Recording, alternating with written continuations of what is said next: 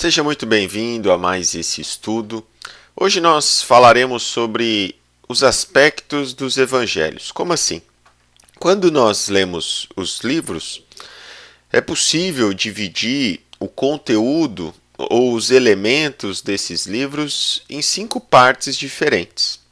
Então nós começaremos com os atos comuns da vida do Cristo, que são aqueles fatos, acontecimentos que nos retratam questões comuns à vida de Jesus. Então, questões históricas, geográficas, a família, coisas que as pessoas passavam naquela época e que foi narrado também com relação ao Cristo.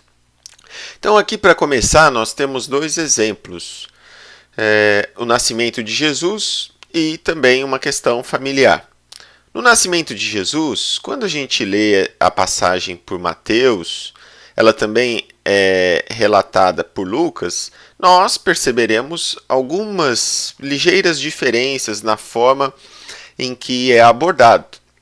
Então, por exemplo, Mateus ele já inicia falando, de José e Maria em Belém, onde ocorre o nascimento do Cristo. Depois ele coloca o tempo.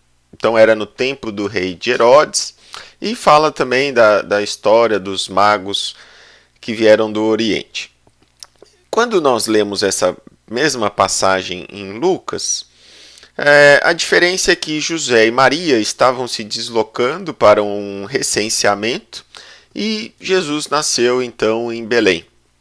Então, pequenos detalhes que às vezes mudam de um livro para o outro, lembrando que esses livros foram escritos muito tempo depois, nem todos as pessoas que escreveram tiveram acesso aos outros livros, existem teorias que falam sobre isso, que teria uma fonte que 2 usaram, mas isso não é relevante para nós. Então, é natural que encontremos algumas diferenças entre os evangelhos. E isso é claro que pode trazer questões, discussões sobre alguns detalhes e que nós não temos como afirmar com certeza, porque a nossa fonte é o Evangelho. Os relatos históricos até existem, mas eles são poucos e não têm essa riqueza que os Evangelhos nos traz. Um outro exemplo que eu gostaria de dar sobre esses fatos comuns aí da vida do Cristo é com relação a essa passagem de Mateus 12:47, em que Mateus nos fala da presença de irmãos de Jesus. E aí alguns autores eles vão falar que esse vocabulário, ou o vocabulário do idioma da época de Jesus, era um vocabulário muito simples, com poucas palavras, e que irmãos também naquela época significavam primos, pessoas próximas e tal. Outros vão falar que não, que Jesus teve sim irmãos. Independente do que é o correto, do que é a verdade, esse aqui são alguns exemplos, eu trouxe 2, mas são inúmeros, desses aspectos e dos conflitos que podem ser gerados a partir desses atos comuns da vida do Cristo. Um outro conteúdo, uma outra parte, são os milagres. Nós temos inúmeros relatos dos milagres que Jesus realizou. Então, o que é milagre? Milagre, aqui embaixo a gente tem a descrição do dicionário: fato sobrenatural, oposto às leis da natureza, é algo que nós não conseguimos explicar, não compreendemos, um prodígio. E Jesus fez vários desses milagres. Nenhum de nós pode, com detalhes, aprofundar, explicar essa questão dos milagres. Simplesmente os milagres aconteceram. Isso aqui é claro que serviu para poder trazer a fé das pessoas. As pessoas buscavam Jesus num primeiro momento por causa dos milagres e depois percebiam que a mensagem era muito mais profunda, muito mais bela do que simplesmente os milagres que Jesus fez.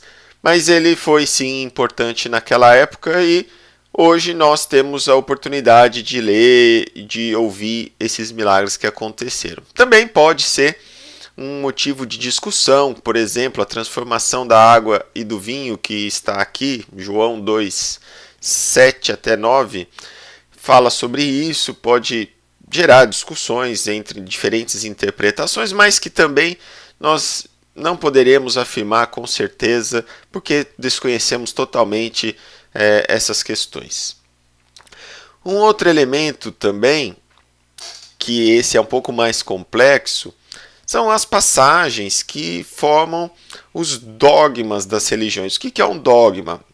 É uma crença estabelecida de uma religião, mas pode ser também de uma ideologia ou de uma organização, considerada um ponto fundamental. Então é algo inquestionável, indiscutível, que todas as religiões mais visíveis ou mais discretas, elas possuem. Todas elas possuem. Então aqui é um exemplo que todos nós conhecemos, a questão da trindade consubstancial, que já era um ponto de discussão muito antes do ano de 553, ou seja, isso tem muito tempo já, e que no concílio de Constantinopla II, de uma vez por todas, definiu a questão da unidade, né? Então, a gente hoje conhece dentro da Igreja Católica, nós temos outros exemplos, mas eu quis trazer isso. E esse dogma, esse ponto fundamental que tem dentro, aqui no nosso exemplo da Igreja Católica,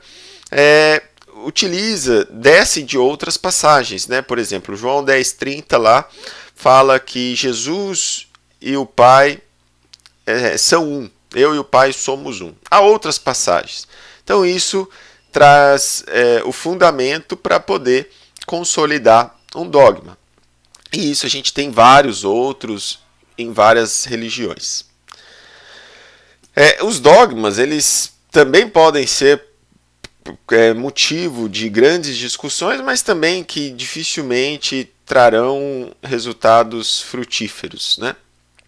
Também encontramos nos evangelhos a questão das predições. Jesus fez, sim, predições. Eu trouxe uma passagem que está em Lucas, que ela é conhecida também, né? Que Jesus fala sobre as dificuldades que seriam enfrentadas, as guerras, terremotos, fomes, pestilências, coisas espantosas.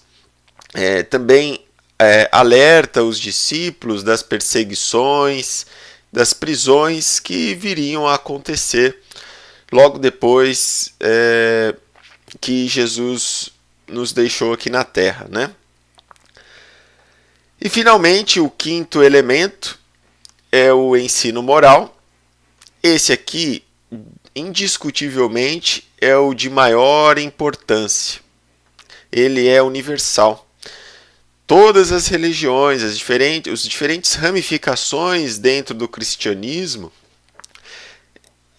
acreditam e seguem essa parte, esse aspecto, o ensino moral. E quando nós lemos no Evangelho sobre esses ensinamentos, nós perceberemos a importância que eles têm. Então, por exemplo, aqui João 13:34, no primeiro. Um novo mandamento vos dou, que vos ameis uns aos outros, como eu vos amei a vós, que também vós uns aos outros vos ameis. Então, esse aqui é o mandamento fundamental de Jesus. Foi a mensagem, né? Um resumo de tudo que Jesus vivenciou. Isso é muito importante, que Jesus não foi um teórico, um filósofo. Ele foi alguém que viveu essa proposta que ele nos trouxe. Nisto conhecerão que sois meus discípulos, se vos amardes uns aos outros. Né? Então, esse aqui é o resumo da mensagem de Jesus. Um outro ensinamento também muito prático que Jesus nos trouxe, embora tenhamos grandes dificuldades em realizá-lo, é a questão do perdão, né? Que Jesus vem ensinar aqui que o perdão ele deveria ser feito infinitas vezes, indefinidamente. Jesus lhe disse, não te digo até 7 vezes perdoar, mas 70 vezes 7. Os números aqui têm uma simbologia que significa infinitas vezes. Essa última passagem que eu coloquei aqui, ela é muito especial. Jesus coloca no Evangelho que todos nós seremos separados em dois grupos. E o que vai diferenciar um grupo do outro é o quanto de caridade, o quanto de amor cada um desses grupos realizou.